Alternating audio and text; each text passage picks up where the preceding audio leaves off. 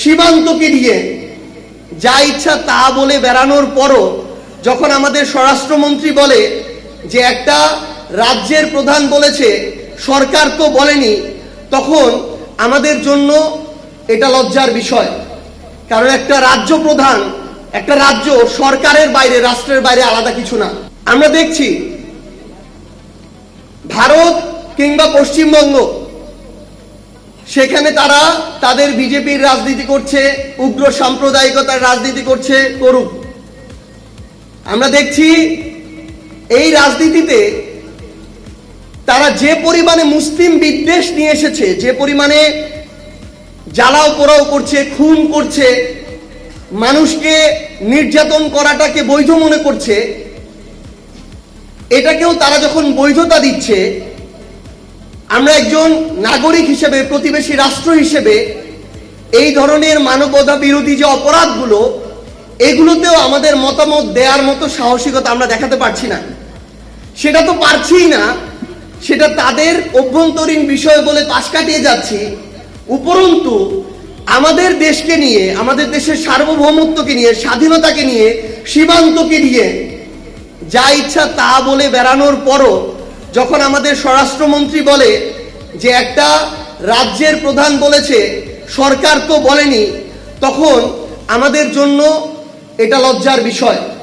কারণ একটা রাজ্য প্রধান, একটা রাজ্য সরকারের বাইরে, রাষ্ট্রের বাইরে আলাদা কিছু না। কিন্তু আমরা ভারতকে উদ্দেশ্য করে স্পষ্ট করে কিছু কথা বলতে চাই। শুধু ভারত নয়, পুরো পৃথিবীতে আমরা কোনো রাষ্ট্র বিরোধী নই, আমরা ভারত বিদ্বেষীও নই। কিন্তু আমরা স্পষ্ট করে এটা বলতে চাই, শুধু ভারত নয়, পৃথিবীর যে কোনো দেশ আগামীতে যদি বাংলাদেশের দিকে আধিপত্যবাদের চোখ দিয়ে তাকাতে চায়, শোষণের মানসিকতা দিয়ে বন্ধুত্ব গড়তে চায়, সেই দেশের সাথে বাংলাদেশের কোনোদিন বন্ধুত্ব সম্ভব না। তারা যদি মনে করে যে বন্ধুত্ব করবে সরকারের সাথে, ক্ষমতার সাথে, আমরা স্পষ্ট করে একটা কথা বলতে চাই, জনগণ স্থায়ী, জনগণই রাষ্ট্র। বন্ধুত্ব করলে জনগণের সাথে করতে হবে, রাষ্ট্রের সাথে করতে হবে।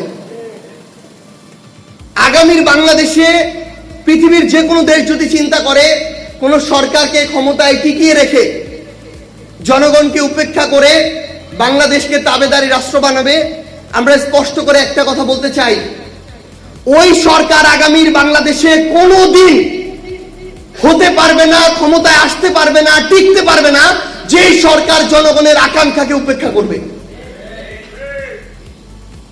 এবং আমরা আমাদের জায়গা থেকে বাংলাদেশের প্রশাসনকে, সিভিল সার্ভিসে যারা আছেন, পুলিশে যারা আছেন, আর্মিতে যারা আছেন, আপনাদেরকে একটা আহ্বান জানাতে চাই। অভ্যুত্থান পরবর্তী বাংলাদেশে পুলিশের ঊর্ধ্বতন একজন কর্মকর্তা যখন নিজেকে একজন দলীয় প্রধানমন্ত্রী দেখে মেরুদণ্ডটা এতটা বাঁকা করে নিজেকে সঁপে দেয়, তখন এর চেয়ে লজ্জার আর কিছু হতে পারে না। আমরা তাদেরকে একটা জিনিস বলি, সেই অফিসার, আপনি আপনার সন্তানের কাছে খোঁজ নিয়েন। গতকালকের বক্তব্যের পর থেকে আপনার সন্তান কোথাও গিয়ে আর পরিচয় দিবে না যে আপনি এত বড় পুলিশের একটা এত বড় পদে বসে আছেন। কারণ ওই পরিচয় এখন তার জন্য হীনমন্যতার হয়েছে, লজ্জার হয়েছে।